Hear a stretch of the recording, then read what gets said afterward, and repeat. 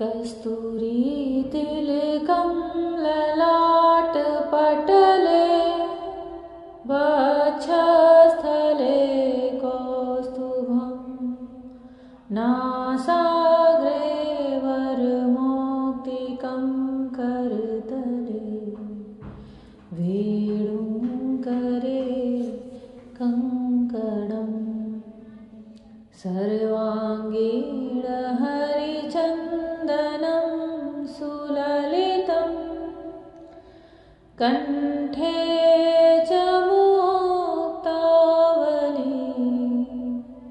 गोपस्त्री परिवेष्टितो विजयते गोपालचूडामणि गोपालचूडामणि। जय श्री कृष्ण। जय श्री कृष्णा मेरी सोल फैमिली।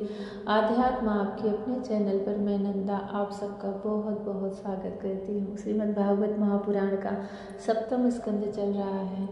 हिरण्यकशिपु अपने सबसे छोटे और प्रिय पुत्र प्रहलाद को गोद में बिठाकर पूछते हैं कि बेटा बता, तुमने गुरुकुल में कौन सी शिक्षा ग्रहण की है जो तुझे सबसे प्रिय हो, बता।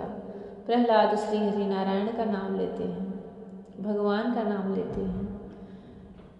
हिरण्यकशिपु को क्रोध आता है, प्रहलाद को गोद से उठा के फेंक देते हैं भूमि पर और दैत्यों से कहते हैं कि इसे मार डालो। यह हमारे शत्रु का नाम ले रहा है, जरूर कोई शत्रु पक्ष का बालक गुरुकुल में आ गया है जो मेरी बालक की प्रहलाद की बुद्धि बिगाड़ रहा है, पर अब यह सुधरने वाला नहीं, इसे तुम मार डालो। दैत्यों ने तरह तरह से मारने के सारे उपाय अपना लिए, परंतु प्रहलाद की मृत्यु न हुई। इससे हिरण्यकशिपु को बड़ी चिंता हुई और वह अंत में सोचते हैं कि कहीं ऐसा न हो कि इसी के बहाने विष्णु मेरी मृत्यु का कारण बने, इसलिए उन्होंने मारने का प्रयास छोड़ दिया। गुरुकुल में प्रहलाद फिर से चले जाते हैं। एक दिन उनके गुरुजन घर गृहस्थी के कुछ काम से गुरुकुल से बाहर नगर की तरफ गए थे। प्रहलाद अपने भक्ति में रमे हुए थे। उनके साथ के बालकों ने उन्हें खेलने के लिए बुलाया, परंतु वह उन्हें ही अपनी तरफ बुला करके अपने पास बिठा करके भगवान श्री हरि के गुणों का गान करने लगे, भक्ति की शिक्षा देने लगे।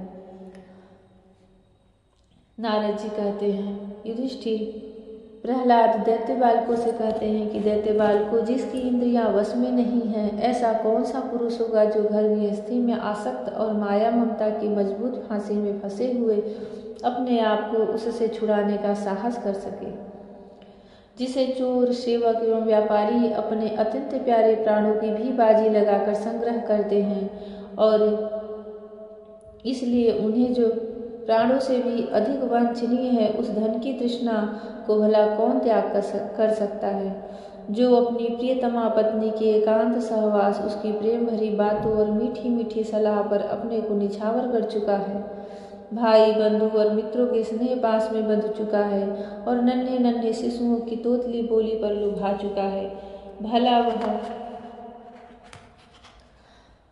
उन्हें कैसे छोड़ सकता है।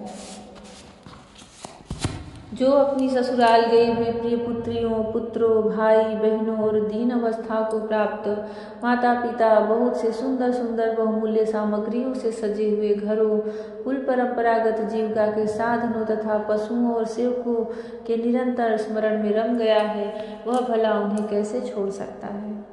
जो जननेन्द्रिय और रसनेन्द्रिय के सुखों को ही सर्वस्व मान बैठा है, जिसकी भाव वासनाएं कभी तृप्त नहीं होती, जो लोभवश कर्म पर कर्म करता हुआ रेशम के कीड़े की तरह अपने को और भी कड़े बंधन में जकड़ता जा रहा है और जिसके मोह की कोई सीमा नहीं है, वह उनसे किस प्रकार विरक्त हो सकता है और कैसे उनका त्याग कर सकता है। यह मेरा कुटुंब है, इस भाव से उसमें वह इतना रम जाता है कि उसी के पालन पोषण के लिए अपनी अमूल्य आयु को गंवा देता है और उसे यह भी नहीं जान पड़ता कि मेरे जीवन का वास्तविक उद्देश्य नष्ट हो रहा है। भला इस प्रमाद की भी कोई सीमा है। यदि इन कामों में कुछ सुख मिले तो भी एक बात है, परंतु यहाँ तो जहाँ जहाँ वह जाता है वहीं वहीं दैहिक, दैविक और भौतिक ताप उसके हृदय को जलाते ही रहते हैं, फिर भी वैराग्य का उदय नहीं होता। कितनी विडंबना है।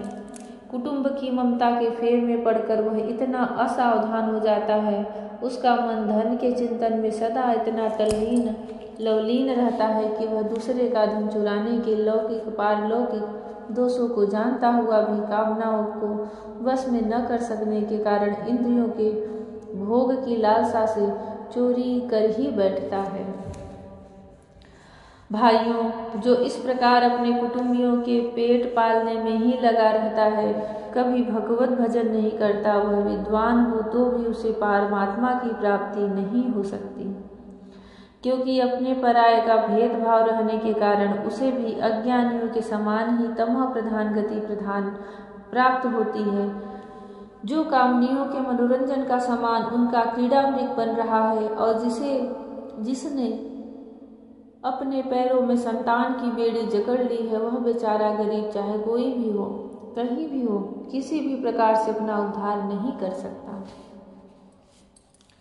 इसलिए भाइयों, तुम लोग विषयासक्त दैत्यों का संग दूर से ही छोड़ दो और आदिदेव भगवान नारायण की शरण ग्रहण करो, क्योंकि जिन्होंने संसार की आसक्ति छोड़ दी है, उन महात्माओं के वे ही परम प्रियतम और परम गति हैं।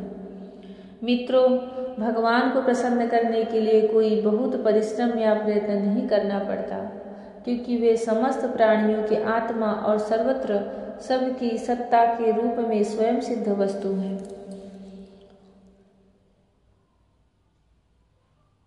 ब्रह्मा से लेकर तिनके तक छोटे बड़े समस्त प्राणियों में, पंचभूतों से बनी हुई वस्तुओं में, पंचभूतों में, सूक्ष्म तन मात्राओं में, महतत्व में, तीनों गुणों में और गुणों की साम्यावस्था प्रकृति में एक ही अविनाशी परमात्मा विराजमान है। वे ही समस्त सौंदर्य, माधुर्य और ऐश्वर्यों की खान हैं। वे ही अंतर्यामी दृष्टा के रूप में हैं और वे ही दृश्य जगत के रूप में भी हैं। सर्वथा अनिवर्चनीय तथा विकल्प रहित होने पर भी दृष्टा और दृश्य, व्याप्य और व्यापक के रूप में उनका निर्वचन किया जाता है।